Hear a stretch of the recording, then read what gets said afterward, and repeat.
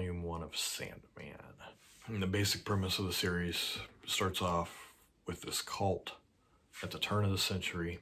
They're having a ritual where they are trying to summon and capture death. They want to take death off the playing field so death no longer exists. Death just, once they capture her, death will cease to exist, basically. Well, if they do the ritual, they capture Death's brother, Dream, instead. And they keep him captured for an entire century. And he finally escapes, and the rest of the story, that's kind of where the story kind of takes off. Trying not to spoil a lot. I spoiled a lot of the first issue because that's the premise. It's the whole setup for the whole story. But basically, he had items that belong to him that have part of his essence in them that were taken from him when he was captured, and they've been scattered, and he has to go find them now. In his kingdom, the Dream Kingdom, the kingdom of the dreaming, is kind of corrupted, and things are changing there since he's been gone for almost a century. There are mechanisms at play against him, it seems like. So that's kind of the setup for the series. I've heard about this series for 30 years, and for one reason or another, I always have put off reading it. So I finally sat back and I'm like, I'm reading Sandman. Especially now that I'm making these videos, I'm reading Sandman. So I finally started the first volume. I read, the first volume covers Sandman issues 1 through 8. And it kind of follows that storyline that I just set up. And there's a lot of things I'm not going to talk about because I don't want to spoil the story, but there's some pretty disturbing stuff happens in there. You won't see some of it coming. Some of it's pretty brutal. There's some pretty brutal stuff in the first few issues. It's a mix of horror, it's got some crime, it's got some there's some superhero stuff in there. It's more of a fantasy, but it delves into a little horror, a little crime, some of the horror is a little disturbing too. Some of the glimpses into some of these people's minds. Because you're dealing with people through their dreams and the things they dream about and think about. So there's some pretty brutal, heartbreaking shit in these first few issues, I'll tell you that. And then issue 8 is kind of like an epilogue to this whole story where you're introduced for the first time to Dream's sister, Death. And what I like that Neil Gaiman did here is he kind of took the basic way we look at the character of Death. It's always like the Grim Reaper, or it's always like a real depressing, stern, serious character, and Neil Gaiman's version of Death is not that. She's like a carefree hippie, almost free spirit, and it's an interesting new take on the character of Death that you've seen so many people interpret, and it was refreshing to see Death interpreted in this manner as opposed to the way you would, especially the character is drawn all black, goth, the 90s goth look. You would think from looking at that, oh, it's going to be a dark, depressing character. No, she's the exact opposite, actually. And it was kind of cool seeing that in a comic. Cool seeing that in any medium.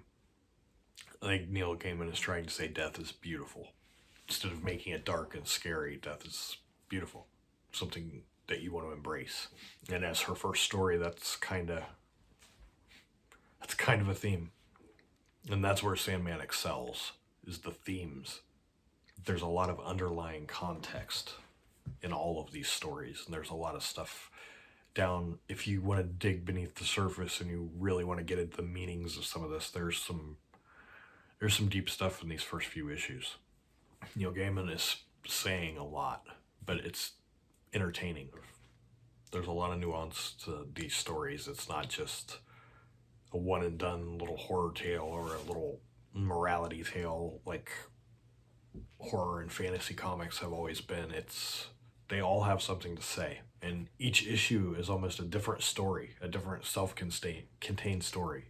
Maybe one or two it'll go into 2 issues, but a lot of these throughout this first arc were just self-contained stories with one issue of the comic, and the characters in the comic are resolved by the end of it, but it all fits into the grander scheme of the entire story.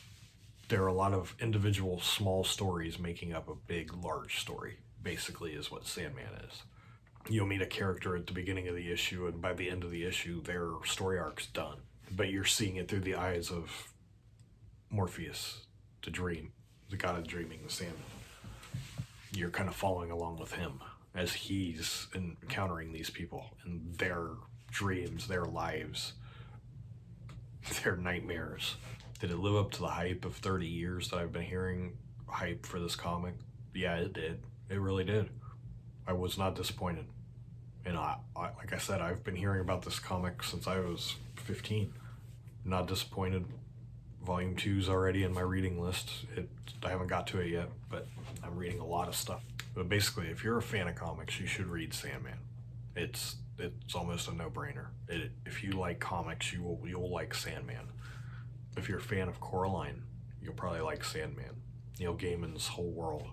You might even see a few nods to Coraline and Sandman. And if you were a fan of American Gods, the series, if you were familiar with that and a fan of it, or if you even know the comic, it's all Neil Gaiman, and it's very creative stuff. It's very good, and it'll keep you reading. It'll keep you reading. It'll keep you entertained while you're reading. It won't feel like a chore. It's entertaining, and it's a good read. Sandman, Volume 1, Preludes, Nocturnes. Definitely recommend it. And if you're just getting into comics, it's a great entry into comics because it's the gold standard of comic books.